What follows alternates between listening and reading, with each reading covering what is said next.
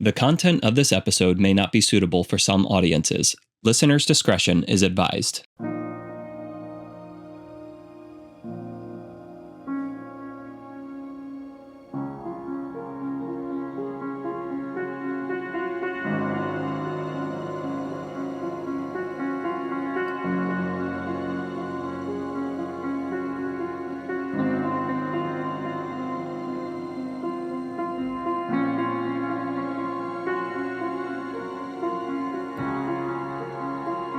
Welcome to the place of rest, where our aim is to give you language that helps you displace the growing confusion, chaos, and dis-ease of our times.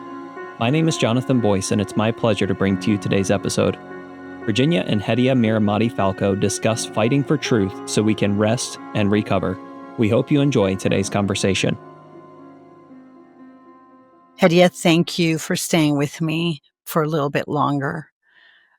In life, I think one of our greatest challenges is having the strength, the courage, the conviction to listen to the competing thoughts within our very soul, our mind, our heart, our will, our conscience, our feelings, and finding or calling out for the strength and courage to do what?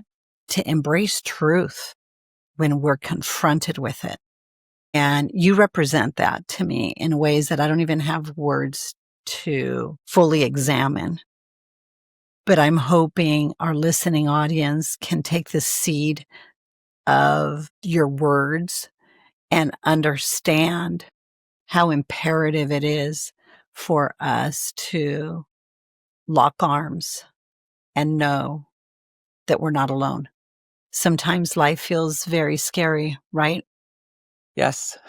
And we feel Sure. very alone, but you have historical context for your pilgrimage that many of us do not have. You talked about phase 1 and phase 2 of what the world is watching on this global stage play out. And most of us have are basically ignorant. We just don't have the information presented to us in succinct, accurate, and truthful ways. So most of us are pretty dumb. We're dumbfounded by the competing narratives. And then there are some of us that are stupefied by the compounding effect of these growing narratives, and they're getting louder and louder every day. But when we're ignorant, we're dumbfounded by something, and when we're in a stupor, if we don't confront the truth of those states, then we become fools, and that's where death happens. So it's okay to be ignorant, dumb, and stupid, but if we double down on our ignorance, our state of being wobbling, and the stupor we find ourselves in individually, locally, nationally, and globally, then what happens? Some of us buckle down and pick our favorite narrative, and then we become fools. We defend things without information. So I wondered if you could, for the rest of our time, give us context for the old order, phase 1 and phase 2, what we're witnessing, and tell us what phase 3 might look like. Sure. Okay. So phase 1, so it's basically when what I'm describing in terms of the Islamic conquest is when the world of Islam, Dar al-Islam, meets Dar al-Harb. So this is what Islam describes it as, the abode of peace and the abode of war. So anywhere that is outside the abode of peace is the abode of war. So Christ comes. That's his ministry, his life and ministries up until 33 AD. After Christ dies, and we read in Acts and through the church fathers, the expansion of what we describe as Christendom. So Christendom expands and takes over the territory. It becomes a state religion by Constantine in the 300s AD and starts to spread across the world. So Syria, Turkey, Jordan, Lebanon, Egypt, all become Christian nations. They are Christendom. So fast forward to the 630s and Islam begins to spread. So it goes from Arabia which is debatable by some How does people. Islam what is Islam and how did it begin to spread? How did it start? So it starts I'm giggling because there's now a controversy over who Muhammad is. So I'm going to put in quotes, air quotes, Muhammad. People refute where he actually was, what time period he actually lived. Was he literate? Was he not? Did he write the Quran? Did he not? So I'm going to speak to us as a historian rather than a theologian. And I'm going to talk about it in terms of Islam, because everyone agrees there is a religion of Islam and it's moving and spreading. So I don't want to get into the nuances of the discussion of where did it start and who is Muhammad, and instead talk about after the leader of Islam, the Muhammad, dies, it starts to spread. And its first contact, for the most part, outside of Arabia, comes into Christendom. And for the first 100 years, from 630 to about 730 or so, it conquers most of Christendom in Asia Minor. So it takes Turkey, Syria, Jordan, Egypt. So that conflict of when the Islamic world encounters Christendom is brutal. There are thousands of people died. There are churches destroyed. There are women raped. And then those lands are converted over. So it's the option under an Islamic conquest is you pay a jizya, you pay a tax. It's a very heavy tax, and they have to wear like distinguishing marks on them to say that they are Christians or they're Jews. You die or you convert. And so, for the most part, a lot of people ended up converting out of convenience. Some were killed and some ended up paying the tax and lived in these dhimmis, these kind of ghettos that were designed for people of the book, the Jews and the Christians.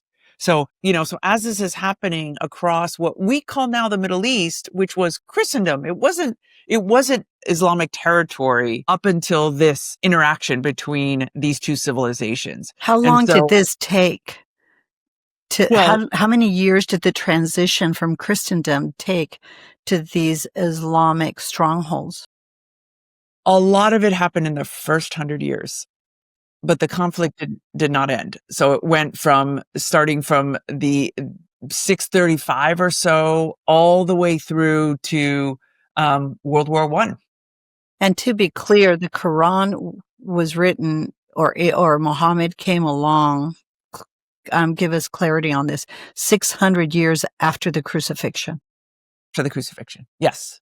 It's 600 years after. People always, often refer to the fact that the Quran has elements in this chapter called Mary. It refers to Jesus, but Jesus is a prophet, not the Son of God.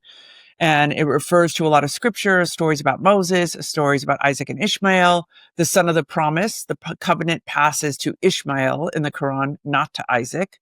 And so people think it becomes very convincing that it is the same God that they're referring to, that Allah is the same God of Moses, Isaac, and Jacob.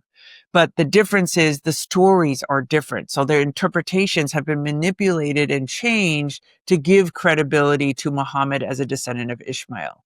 So when people say it's the same God and it's part of the monotheistic, it is a monotheistic belief system. But as far as Christians and Jews are concerned, it's not the same God because their interpretation of God and his scripture is different. That's not meant to be an insult. It's just a distinction. That's right. I think I really want people to know my heart. My entire family is Muslim. I am the only Christian in, 10 generations of Persians. So it is, I have nothing against Muslims. I have a problem with Islam. And so it's okay. So we get to the, Thank you for that. yeah, I mean, it's important. I mean, the greatest thing I want for my family members is to come to saving faith in Jesus Christ. If they don't, my soul grieves. My soul grieves for them. And the description I have of most of conservative Islam, a lot of Muslims don't even know this history themselves. They don't actually read the Quran. It's a cultural practice. It is part of their identity, part of their ethnicity. And so a lot of the things I describe, people get upset and they say, no, that's not true. And it's because they just haven't lived this. They don't research it. They don't study it. They don't learn it. They don't look at the primary source material. I've spent my entire life doing this. So that's why for me, it is something of, it is a professional understanding beyond just a personal understanding, if that makes sense. Yes. Perfect. So I say for the first phase of this, basically conquest. I feel compelled to throw something in there. And I also want to say that this same kind of distinction can also happen between the Catholic Church and what happened with the whole Protestant movement, not to get, but I heard a similar challenge happening in described in understanding. Of course, there's amazing, God-fearing, wonderful Catholics, but the whole Protestant movement, there's a lot of ignorance around the history of those two things, because it's not just about talking down on Islam, right? This is something that emerges when confusion, chaos, and dis-ease emerges in all these different things. There's this bigger beast we're fighting, right? And it's deception. It is misinformation, if you will. That's the popular term. But it's confusion, chaos, and dis-ease. It's lies. That's the bigger beast. I'm not learned enough in the Protestant Reformation and that battle to speak into that. So I don't want to go outside of my area. Good. Yeah. But that just came to me while you were speaking. This isn't just about the bigger beast is the father of lies, the author of confusion that comes to kill, steal, and destroy. We're not each other's enemies, I guess, is what I'm saying. And so it isn't until the rise of Britain and France as superpowers that stem the tide of the Islamic conquest, because it goes to Spain, they take Greece, they take Bosnia, they take all of Yugoslavia, parts of Europe. I mean, it was basically spreading across the entire world and didn't stop until the fall of the Ottoman Empire in the early 1900s as a result of its conflict with Britain and France and the rest of the European powers. So that ends phase one. Wow. Thank God the British and the French showed up for the conversation. Right? It wasn't until large, and this is where history repeats itself. It wasn't until large swaths of territory were lost before they stepped in. So, large parts of Eastern Europe, other parts of the South were lost, other parts of the Middle East were lost before Britain and France said, okay, this is at our doorstep, we better do something.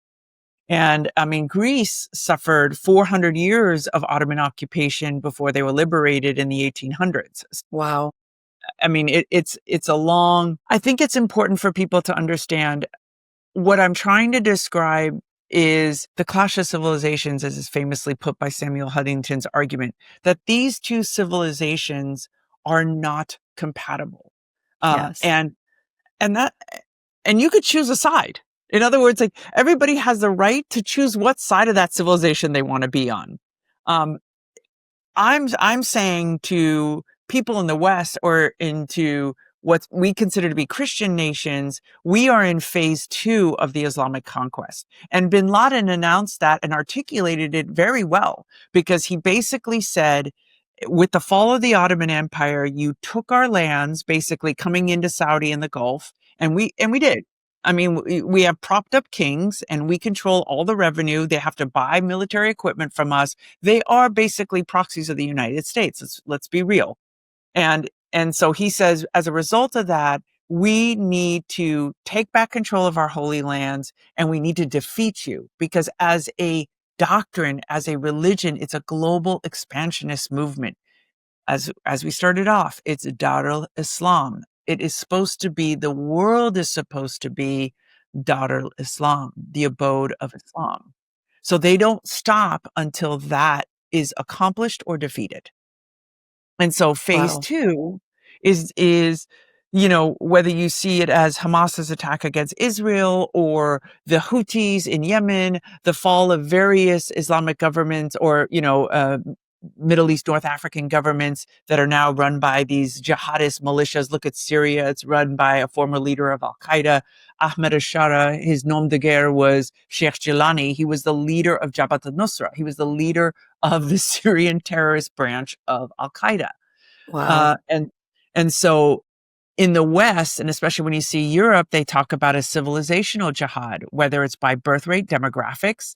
They are, inclined to have more children and get involved in politics. Look at Zoran Mamdani in New York. It is basically this transformation of the US, the American ideals into what the Muslim world or Islamic values and ideals. So they're competing. They're competing interests. And if Western Christians don't decide that Christendom, that our values are worth defending, then we lose. I mean, it's quite simple. If people don't feel that the truth is worth fighting for, if they don't believe that the truth of the gospel is worth defending, then it will lose. Plain and simple. It's lost historically. What's the personal responsibility we individually have to show up for this conversation? Because everybody listening can do something about this. What is it? Absolutely. Absolutely. And I describe it in overlapping phases and factors. So first, it starts in our own family. So whether we have small children, we have grandchildren, are we raising them with an identity? Do they know that they are followers of Christ? Do they attend church? Do they pray at dinner time? Are we raising people with the values that represent who we are? So respect for the flag, respect for our values, understanding what they're teaching in history class. Are we defending that? Are we going to class and being like, wait a minute, are you rewriting American history? Because let me tell you, that's happening across this nation. And if parents don't show up and, attend school board meetings and talk to the teachers and fight back, the kids are getting a revised version of America, one that's designed to make them hate America. Hedieh, I just have to tell you this. I'm 65 years old. So I was in high school, my junior year in high school. My dad stepped into a room and asked me to look at my book for a minute. And I turned my book over. I showed it to him and he turned it back and walked out of the room without saying a word to me. Oh. Yep. And I thought, my dad was a professor and he was your classic professor. He was a thinker. Oh. Okay. And he walked away and I said, well, Dad, what's the matter? You seem disturbed. And he came back, tapped my book 3 times and said, be careful. I think they're trying to indoctrinate 200 million non-thinking people. And this is 55 years ago? This was 55 years ago. So the pilgrimage you've been on as an immigrant, having a profound love for everything we value in America, is very much what brought my father here. And the promise of rest, if we have the strength and the courage to step into it, is the gift of freedom. And that's the mystery that is America. That's the exceptionalism. We have a form of civil government that protects those civil liberties.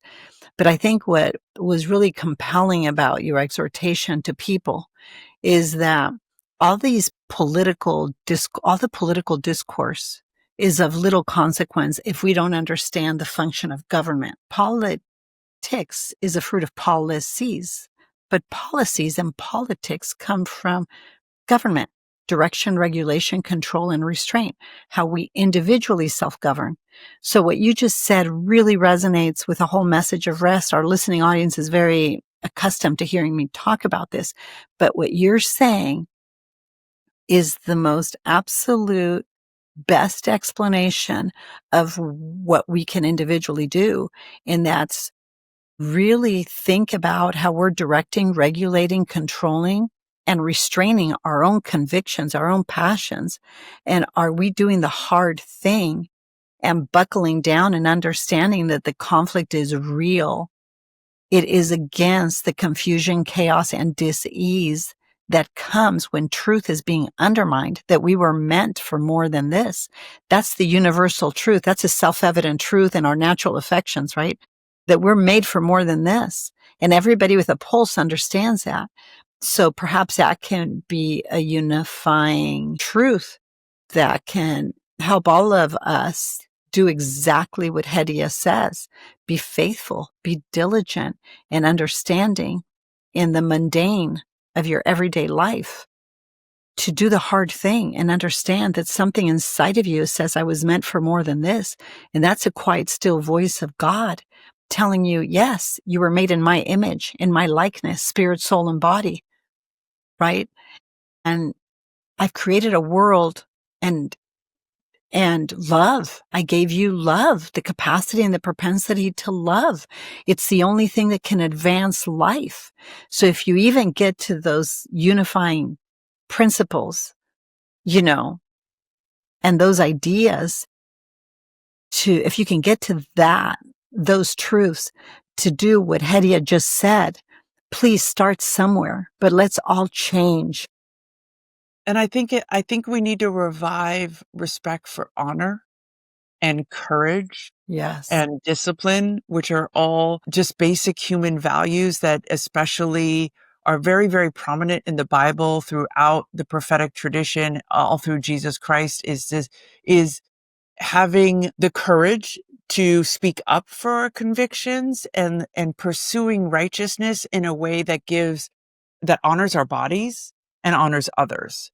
So it's not living with debauchery. I mean, I have been there. There's so many points in my life when I just buried my troubles in alcohol, pills, promiscuity, and you realize inevitably, if you're lucky, that is hopeless. That leads to nothing but destruction. And that when we bring about self-discipline, Paul has this beautiful quote from the Bible where he says, I discipline my body and make it my slave, lest when I preach, I become disqualified.